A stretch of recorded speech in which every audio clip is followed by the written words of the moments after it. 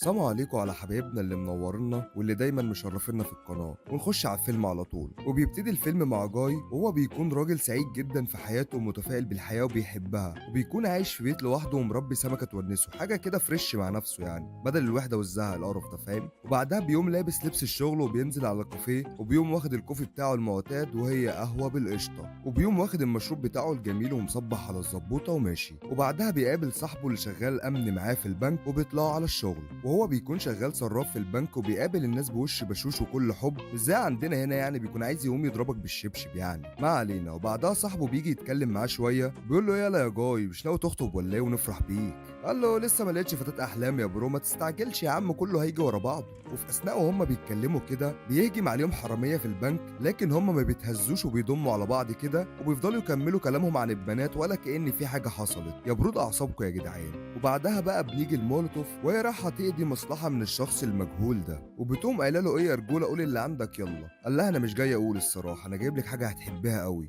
قالت له بقول لك ايه، انجزني عشان غيرك عايزني. وواضح كده ان خلقها ضيق جدا. هاما قال لها كده بلا عريك يا بلا سلمى مالك في ايه، خليكي بنت تسعه كده. قالت له انجزني يلا بدل ما افقعك رصاصه تجيب اجلك. فبيقوم جايب ورا كده ومديها شريط مصور عليه خريطه موقع سري، وقال لها الشريط ده عليه كل حاجه انت عايزاها، بس قبل ما تمشي كده قام سائلها سؤال تطفلي وقال لها انت هتعملي بيه ايه. قامت قبل مولوتوف قتلاه ورفعت شعار اللي يحتك بالمولوتوف يولع فيه. وبعدها بنرجع لجاي وصاحبه اللي بيكونوا خلصوا شغل ومشيوا، وفضلوا هما في الطريق يكملوا كلام مع بعض في الحوارات دي. لكن مره واحده جاي بيقوم متنح وشكله كده لقى فتاة احلامه، وبيكون شاف الخطيره مولوتوف. ايوه انا هسميها مولوتوف عشان الاسم التاني ايه معصلك في لساني. وقام واقفها كده وقال لها والقمر منين؟ فقامت قايله له من عندها يلا، وكرفت له ومشيت. فقام قايل لصاحبه لقيتها يا معتز اخيرا، انا راح اشقطها ناو ناو.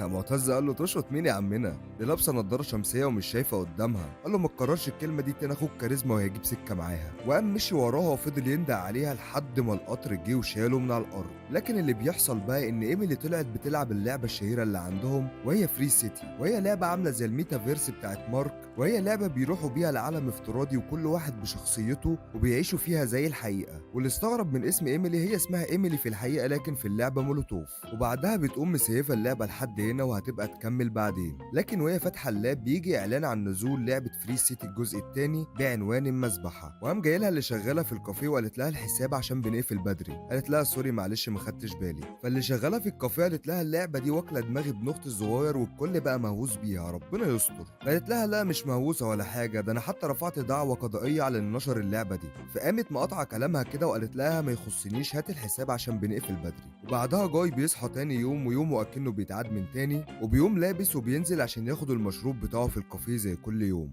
فالبنت بتقوم مقدمه له القهوه بالقشطه اللي بيشربها كل يوم، فقام قال لها لا انا النهارده هغير، انا عايز قهوه مانو. فقامت البنت استغربت منه جدا والكل بقى مذهول حواليه مش فاهم بجد بامانه يا جماعه القهوه مانو جميله انتوا استغربتوا ليه؟ ما علينا. فجاي حس ان في حاجه كده وخد باله ان الدنيا اتوترت، فقام قال لهم انا بهزر معاكم يا جدعان في ايه؟ لا هاتي يا نار القهوه الجميله دي هاتي.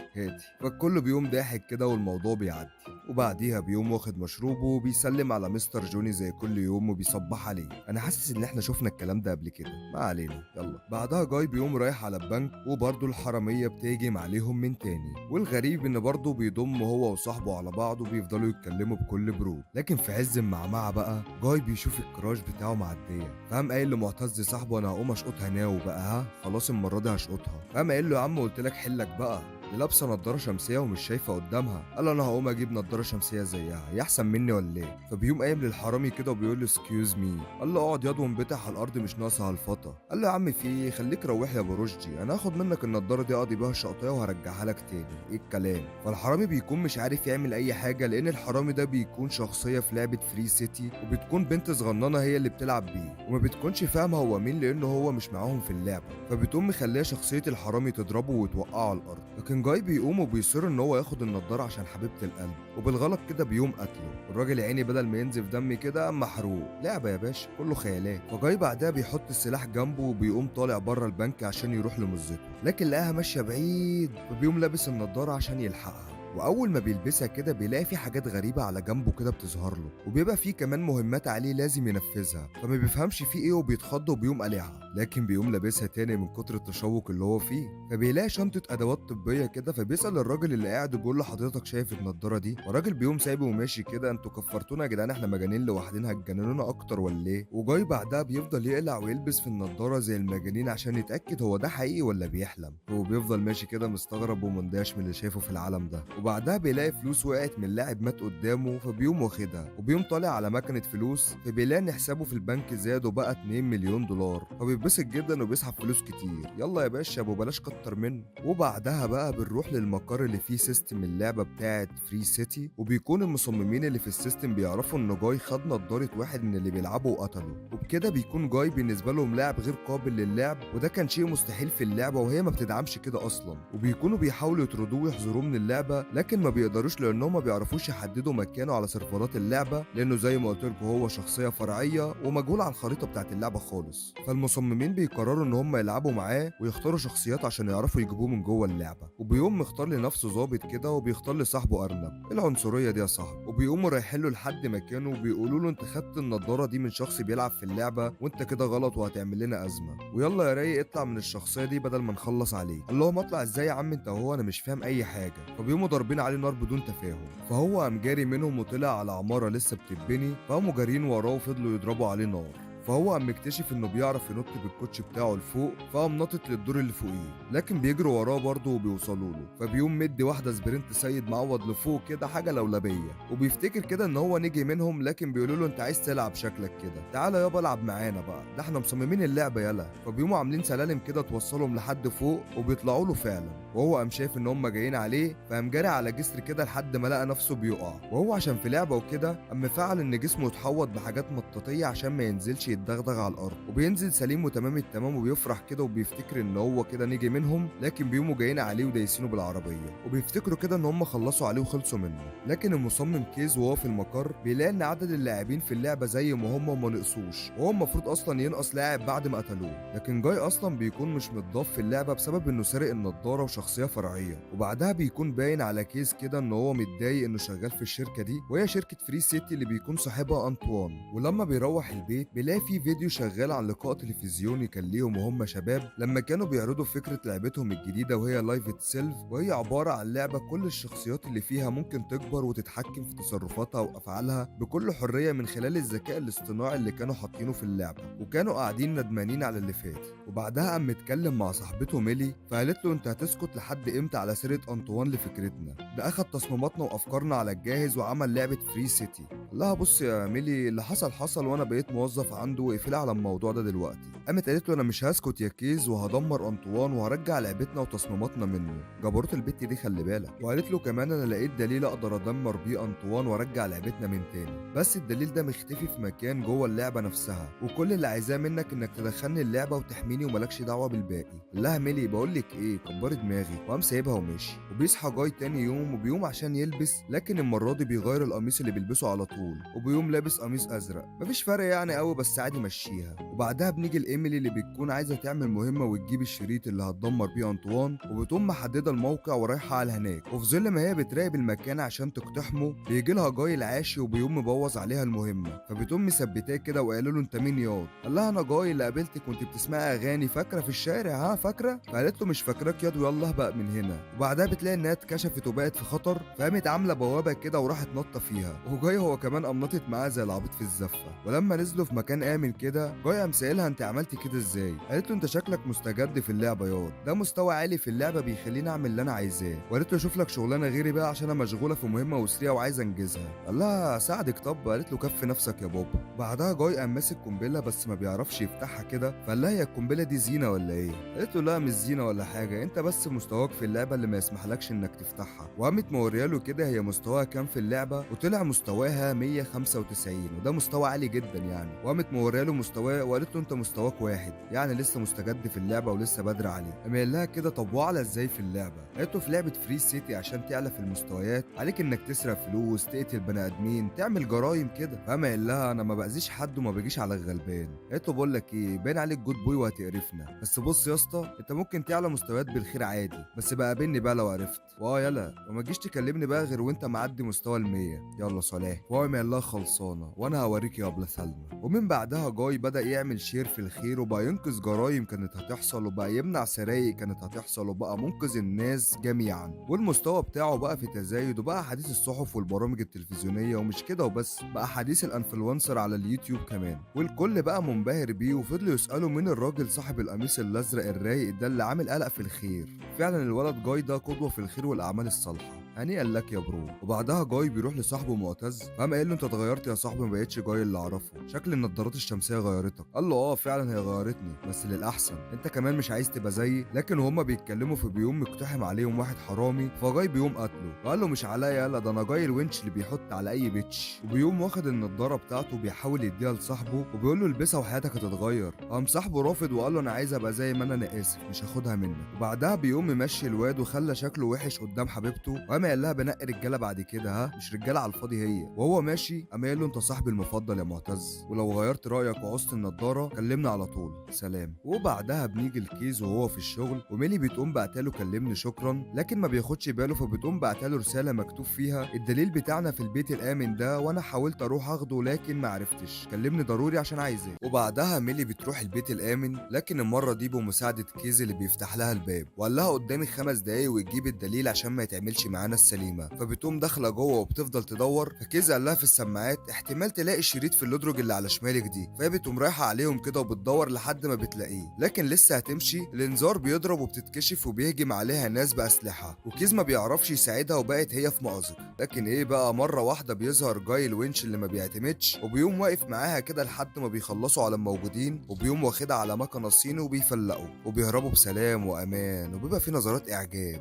غريبه يا حب بتيجي في وقت مش مفهوم. وبعدها بقى بنيجي لانطوان صاحب اللعبه اللي هو سرق فكرتها اصلا من كيز، وبيعرف انه اترفع عليه قضيه من ميلي، لكن بيقوم قايل للمحامي بتاعه ما تقلقش هي معاش اي دليل قاطع علينا، وشريكها كيز كده كده شغال معانا فسلام الدنيا في امان. وبيجي واحد من مصممي اللعبه وقال له ما تقلقش من حوار الواد صاحب القميص الازرق ده، احنا هنتخلص منه قريب جدا. قال له تتخلص من مين؟ تتخلص منه ايه؟ ده عامل قلق جامد قوي على موقع التواصل الاجتماعي والناس بتحبه، محدش يتخلص منه، انا هستخدم مظهره في الجزء الثاني من لعبه فري سيتي، ماركتنج على ابويا عم انطوان ريتش يابا فوق. وبعدها بيأمر المصممين ان هم يضيفوه في اللعبه ويزودوه بشويه مقويات ويبقى جامد بقى فاهم. وبعدها بيجي له كيز وبيقول له اللعبه فيها عيوب كتير ومتقدم عليها شكاوي وصعب اللي انت عايز تعمله ده. قال له انا عارف لكن انا هستمر. كيز قال له طب ما تيجي نعمل لعبه اصليه بدل وجع الدماغ اللي احنا فيه ده. قال له مش هنعمل حاجه، احنا بناكل لقمه عيش حلوه جدا من ورا وجع الدماغ ده، استمر انت يا عبقري في التطوير وملكش دعوه بالباقي، سلام انا بقى. ومن بعديها كيز بيبدا يدور ويعرف اكتر عن جاي، وميلي بعديها بتنبهر لما عرفت ان مستوى جاي عالي وفضلت تتعرف عليه اكتر، وباين كده انها وقعت في دباديبه وهو بيقوم عازمها على جيلاتي. والغريب ان هي بتطلع بتحب نفس نكهه الجيلاتي اللي جاي بيحبها، والاعجاب بيزيد ما بينهم واكيد ده حب. وكيز اخيرا بيوصل لجاي وبيعرف انه شغال امين صندوق في البنك. وبنرجع تاني للخروجه الرايقه بتاعت جاي وميلي، وبتقوم طالبه منه انهم يتقابلوا في الواقع بقى عشان اللعبه ما بتاكلش عيش يا ابن عمي. وهو قال لها اكيد يا قمر هيحصل، وقام قال لها سلام يا مولوتوف يا اللي ولعت قلبي. قلت له على فكره اسمي الحقيقي ميلي، يلا باي. وبعدها كيز بيروح لميلي في البيت وبيقول لها احنا نجحنا اخيرا، والذكاء الاصطناعي اللي كنا شغالين عليه نجح، واللي يثبت ده ان شخصيه جاي تطورت بشكل جامد. قلت له جاي ده روح قلبي، ده واحد حبوب ووسيم قوي كده هبقى اعرفك عليه. قال لها انا ما بهزرش يا ميلي، جاي ده مش لاعب في اللعبه اساسا، ده اول ذكاء اصطناعي حقيقي. قلت له انت بتهلفط بتقول ايه يعني؟ قال لها اسمعيني بس، الواد ده شفرته اكبر بكتير من حجمها الاصليه، وده اللي كنا شغالين عليه انا وانتي وهو اصبح واقع. فقلت له ايوه انت صح، عشان كده عرف يبوسني جوه اللعبه. قال لها شفتي بقى مفيش زرار بيدعم البوس جوه اللعبه اصلا وهو اكتشفه. وقام قال لها نجحنا يا ميلي، والناس لو عرفت ان ده اول ذكاء اصطناعي مش بعيد نفوز بجائزه نوبل يا بت. وقام قال لها احنا لازم نجيب الدليل اللي بيثبت ان الحاجات دي بتاعتنا بسرعه قبل ما لعبه فري سيتي الجزء الثاني ينزل، علشان لو نزلت جاي هيتحذف من اللعبه وكل اثباتات شفرتنا هتتحذف. قلت له يعني ايه كده اللي عملناه كله هيروح؟ قال لها بس لو عرفنا نوجد التركيبه الاصليه في اللعبه اللي بندور عليها هنثبت ان انطوان محتال بالفعل وسارق شفرتنا بدون ترخيص. احنا دلوقتي قدامنا 48 ساعة بس عشان نلحق يا ميلي. قالت له احنا حاولنا وفشلنا في وجود الدليل قبل كده. قال لها احنا فشلنا، بس دلوقتي اللي هيقدر يساعدنا هو جاي صاحب القميص الازرق، لانه اكتر واحد عايز ينقذ نفسه، عشان لو لعبة فري سيتي الجزء الثاني نزلت العالم بتاعه كله هينهار وهو مش هيكون ليه وجود للابد. قالت له خلاص انا هروح اقول له. فبتروح لجاي وبتحكي له كل حاجه، وبتقول له اللي انت عايش فيه ده مش شبه لعبه، انت فعلا جوه لعبه، وانت دلوقتي مش شخصيه حقيقيه. قال لها يعني انت مش حقيقيه؟ قالت له لا، انا لاعبه جوه اللعبه، وكل اللي حواليك دول لاعبين جواها ولينا عالمنا الحقيقي، لكن انت بس اللي مش حقيقي ومصمم جوه اللعبه عشان تسلي الناس، وانت كده مش هتعرف تخرج بره اللعبه ابدا.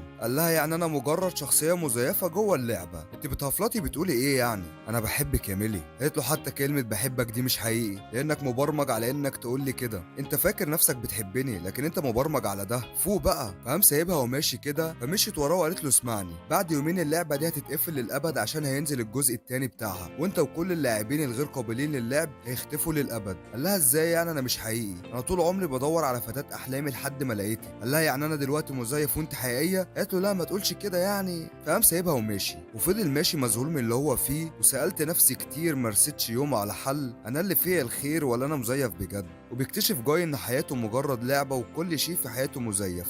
وبعدها بيقوم رايح لصاحبه معتز، قال له هتعمل ايه لو عرفت انك مزيف ومش حقيقي؟ قال له عيش يا مان، الدنيا دي مجرد لحظات بنعيشها، يا تروح عليك يا تستغلها، مزيفه بقى حقيقيه ما تبطئنيش انا عايز اعيش. قال له انت صح يا معتز حبيبي يا اخويا. وبعدها جاي بيقوم واخد معتز معاه البيت الامن اللي بيكون فيه الشريط بتاع شفرات اللعبه اللي بتدور عليها ميلي. وبيجي لهم واحد كده وبيعرف انه جاي، فبيقول له انا معجب بيك جدا وكان نفسي اشوفك. اما ايه اللي حبيبي بقول لك المهم اخوك عايزك في مصلحه كده على الماشي، وانا عايز شريط فيديو من هنا يا اخويا، فانجز لي الموضوع ده عشان خاطري. فبيقوم قايل له كله تحت السيطره وامرك يا حبيب قلبي. وبيقوم مديله الشريط كده، وجاي بياخده وبيمشي في سلام. وبعدها بيقوم رايح لميلي وبيديها الشريط اللي هي عايزاه، وهي بتتبسط منه جدا. من بعديها بقى كل اليوتيوبرز والانفلونسر بيشيروا بالراجل ده، وهو صاحب القميص الازرق جاي، وبداوا يتكلموا عنه كتير في ان كل واحد يعرف يعيش بحريه، وبقى ترند يتاكل من وراه احلى عيش. وده بقى اللي خلى انطوان يغضب جدا من كتر الكلام اليوتيوبرز عليه، لان بسبب كده الناس بداوا يتابعوه ويشوفوه على تويتش واليوتيوب اكتر ما بيلعبوا اللعبه. وده اثر على المبيعات بتاعه فري سيتي 1 وخلاها تنخفض جدا. لكن هو ما سكتش، وقام قايل للمصممين انا عايزكم تتخلصوا منه فورا. فكذا قام قايل له مش هنعرف،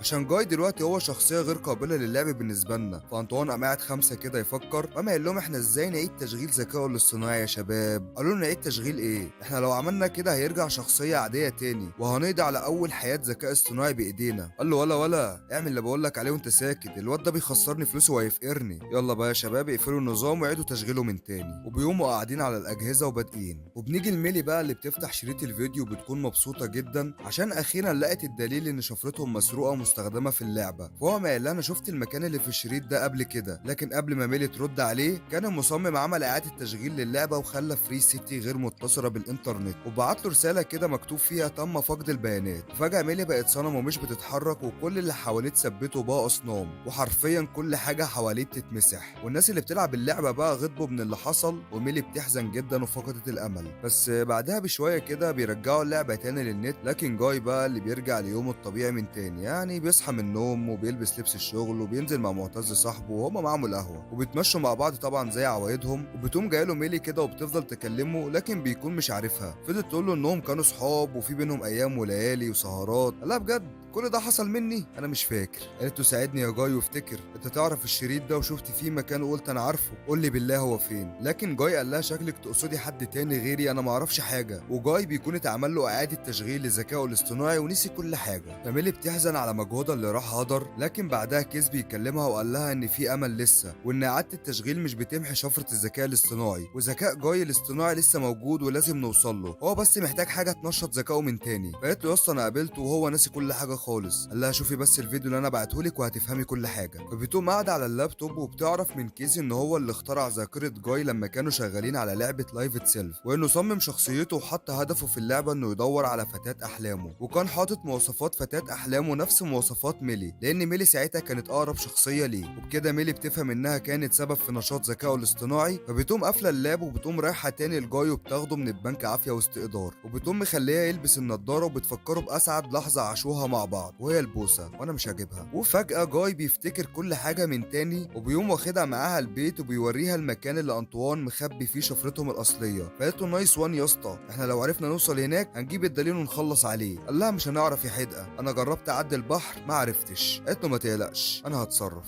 ولما بتكلم كيز قال لها ان انطوان عامل شبكه تصادم ما بتخليش حد يعرف يعدي البحر ويوصل للشفرات. قالت له طب الحل ايه؟ قال لها احنا هنحتاج لجسر نعدي عليه وانت روحي بس وانا عليا الباقي، بس خلي بالك عشان انطوان مش غبي وهيكتشف اللي احنا ناويين نعمله وهيواجهنا بقوه. فقام طلع لهم جاي كده وقال لهم انا هساعدكم وعندي فكره كويسه. وبعدها ميلي بتروح مع جاي عند الشاطئ وجاي بيلم اهل مدينه فري سيتي كلهم، وقام قال لهم احنا هنا كلنا مستخدمين لصالح لعبه فري سيتي ومتحكم فينا ومش احرار، وكل واحد فينا لازم يتحرر ويعيش زي ما هو عايز. وقال لهم احنا هنتخلص من اللعبه دي النهارده ويلا تعالوا ورايا. وبيقوم واخدهم وبيستخبوا في الكافيه عشان محدش يعرف يلعب اللعبه. والشوارع والبيوت والبنوك كلها بتكون خاليه من البشر ومحدش من اللي بيلعب عارف يلعب في اللعبه. والصحف بعديها بتندهش من اللي بيحصل. وبعديها واحد من المصممين بيجي لانطوان وبيوري له فيديو كده، ومن بعدها انطوان بيعرف ان ميلي وشريكها كيز هم اللي بيحاربوه ورافعين عليه قضيه، وبيطلب من المصمم ان هو يحذفها من اللعبه، لكن المصمم ما بيعرفش لانها بتلعب بحساب مزيف. فبيقوم قايل له اقتلها جوه اللعبه. فرد عليه وقال له ما ينفعش عشان مالناش ولا شرطه ولا جيش دلوقتي، لان كل اللاعبين الغير قابلين للعب عاملين اضراب وقاعدين في الكافيه. قال له هم فاكرين دلوقتي كده ان هم بيمسكوني من ايدي اللي بتوجعني؟ اقف النظام اعاده التوليد واقتلهم فورا. قال له كده غلط يا كبير، كده اللي هيموت هيختفي للابد. قال له نفذ اللي بقول لك عليه، انا مش مهتم بالقصص دي. فالمصممين كلهم بيشتغلوا وبيدمروا كل شيء في اللعبه. وجاي وميلي كانوا هيموتوا، لكن كيز بيلحقهم في الاستخبص كده وبيعمل لهم كوبري يعدي عليه، وبيقوموا معديين بسلام وجارين على الشاطئ. وانطوان لما الخطه دي بتفشل بيقول للمصممين انزلوا لي بالشخصيه دودو حاليا في اللعبه، هو ده وقته. وبعدها الامن بيقوم جايب له كيز فبيقول له بعتني بكام يا كيز؟ قال له انا ما بعتكش يا حرامي، وانت اللي سارق افكارنا ولعبتنا وبتكسب من وراها فلوس. قال له ولا ما تتحدانيش ولا. قال له ما اتحدكش، طب ابلع يا نارمي بقى الحته دي. وكيز قام عامل لهم جسر عشان يعدوا عليه ويجيبوا الشريط اللي فيه الدليل بتاعهم. قال له طب ماشي خد دي بقى. فامر المصممين ان هم يطردوا ويلغوا كل حسابات جميع اللاعبين، وقام قايل له اللي يلعب مع انطوان يستحمل، وراح طرده من الشركه. وبعدها المصممين بيطردوا جميع اللاعبين وبيحذفوهم. وميلي قبل ما تنطرد فضلت تقول له امنا عليك يا وحش، انت قدها، انت اللي هتقضي على انطوان يا جاي. دراما بقى وكده فاهم. وبتقوم مودعه اللعبه. لكن كيز بالخباثه كده وهو ماشي من الشركه قام مخلي ميلي وجميع البشر تتابع جاي من على الشاشه وبيشوفوا كل اللي بيحصل لحظه بلحظه. وبعدها دودو الفيموس بينزل لجاي في اللعبه وهو كان ضخم جدا وقوي ما بيتفهمش، وفضل يضرب في جاي كده ويلوشه باي حاجه قدامه. حتى صاحبه معتز قام واخد من الطيب نصيب. ودودو كان خلاص هيقضي على جاي، بس قبل ما يقضي عليه قام لابس النضاره ومختار درع حمايه وفضل يصد كل ضرباته، وكمان ضخم ايده زي الراجل الاخضر كده وبيقوم مودع له ضربه ثلاثيه الابعاد وبيطيره، لكن ما بيموتش ابن الكنافه. فبيقوم جاي جايب سلاح ضوئي وقام ماسكه ورميه جامد، ولسه جاي يدخل البوابه فقام ماسكه الولد دودو وقال له انت فاكر ان هسيبك؟ فصاحبه معتز قام رامي له النضاره عشان ينقذ نفسه، لكن هو ما بيلبسهاش وبيلبسها لدودو. ودودو بيقوم فرحان جدا لما بيشوف اللاعب حواليه وبيفضل يلعب بيهم كده زي الطفل. هو دودو شرير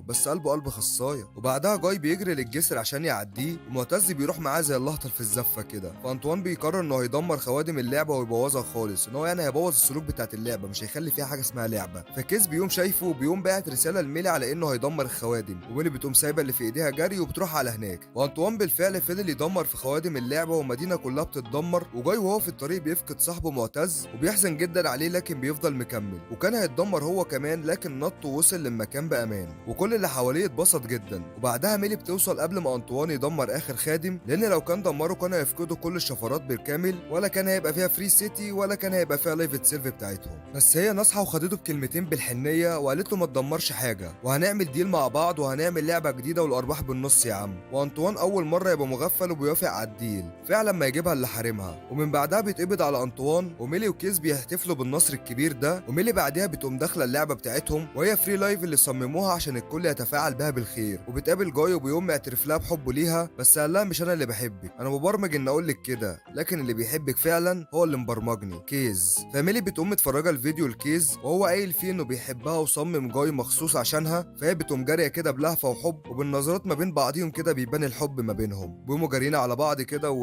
لا مش هيبصوا حضنوا بعض يا صاحبي. يا سلام، اما قصه حب عبره صحيح. وبنيجي بعدها لجاي وهو ماشي مع الولد دودو الفيموس عشان ما بقاش ليه صاحب بعد معتز ما مات، لكن فجاه بيظهر معتز وبيقول له وحشتني يا ابن الكنافه. وبيقوموا حاضنين بعض كده والدنيا بتحلو من تاني، والحياه حلوه بس نفهمها. ولو عجبك الفيلم ما تنساش تحط اللايك وتشترك لو انت مش مشترك، وتفعل زر الجرس وتدوس على الكل. سلام واشوفكم الفيلم الجاي.